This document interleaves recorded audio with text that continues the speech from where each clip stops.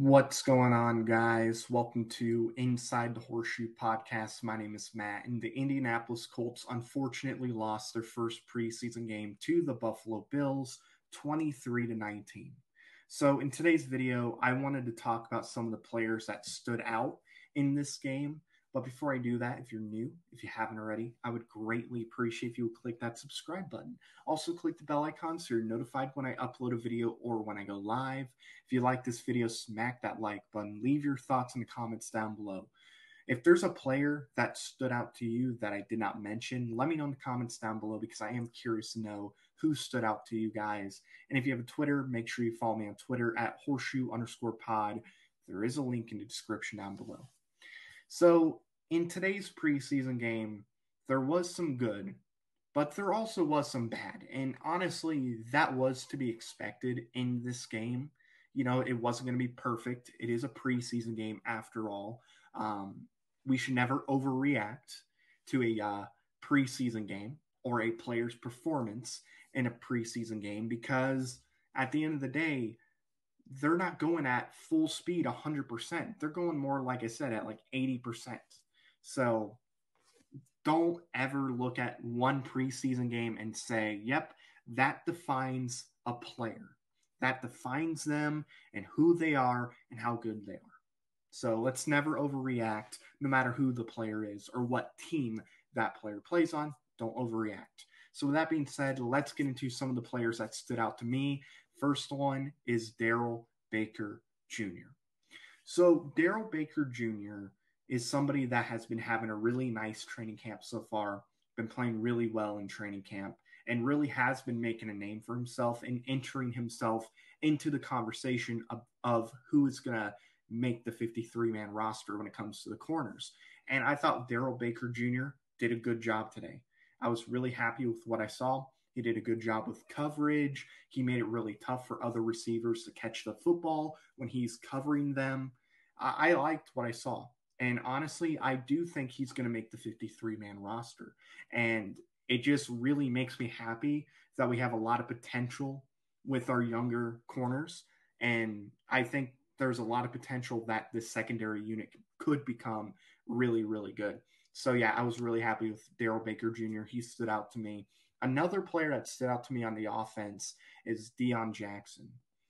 Every single time Deon Jackson touched the football, good things happened. Every single time. He is somebody that he was the one player, I should say, that really got this offense going and rolling. He really got it moving because that first drive, it was not great. But when he got in there and he touched the football, you saw good things happen. That's what I liked. His stats to end today was 6 runs for 35 yards. You know, was that like 5.8 yards per carry? Pretty good if you ask me. And look, I think he's making a case that he should be on the 53-man roster. You know, we got a pretty good running back room with Evan Hull, Deon Jackson, Kenyon Drake, Jonathan Taylor. Jonathan Taylor's still on the team, so he's definitely going to make the roster. We'll see what happens with the Taylor stuff. But, yeah, I think he's really made a case that he should be on the 53-man roster. And honestly, I hope he does. I think if they keep 4 running backs, he's a lock to make it. If it's 3, it's going to be pretty interesting. But I do think he had a really nice day. And he wasn't really playing much this week, right? Like he got hurt, I believe, earlier in the week too. So to see him out there was kind of a surprise. But to see him get some good production on a short week, I thought was pretty good. So, yeah, he stood out to me for sure. Another player that stood out to me, this is the one everybody was anticipating, and that is Anthony Richardson. Look, we had no idea what Anthony Richardson was. This was the first time we were really going to see him play against another defense, and that first drive wasn't great. It was not good at all. Had the interception. I say that's on both Richardson and Isaiah McKenzie, because McKenzie, I think there's some miscommunication from his part. And with Richardson, he really should have threw the ball away instead of trying to force something. You know, like if he would have just threw the ball away, that drive continues. But you're going to have to learn that. You know, he is a rookie quarterback. He played, 13 games in college. So he's going to have to develop and learn in that aspect. But after that, thought he played pretty well the second drive, did some good things. But that third drive was where you really saw the potential. Had some really nice throws, got the ball out fast. I mean, honestly, he should have had a touchdown on the third drive, but it was dropped by Alec Pierce. Not an easy catch by the way he was covered, but I mean, it was in his hands. Like he had it. If he would have just held on to it, I think that's a touchdown right there. But no, I was happy with what I saw from Richardson today. His stats for today were 7 of 12 for 67 yards, no touchdowns, 1 interception. He also had 2 runs for 7 yards.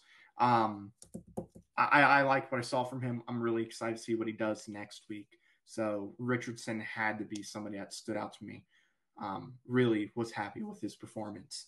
Next up, the offensive line, just the group in general. I thought the starting group really struggled early on, but like Richardson, as each drive came up, they started to play better.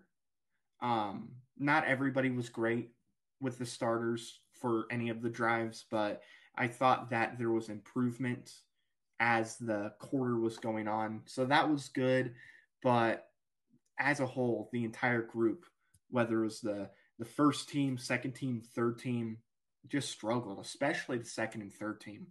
The second and third team was really bad today. Like really, really bad. It was giving me flashes of last season, which is not what you want to see at all. And I understand it's preseason, but last preseason, we saw the same thing.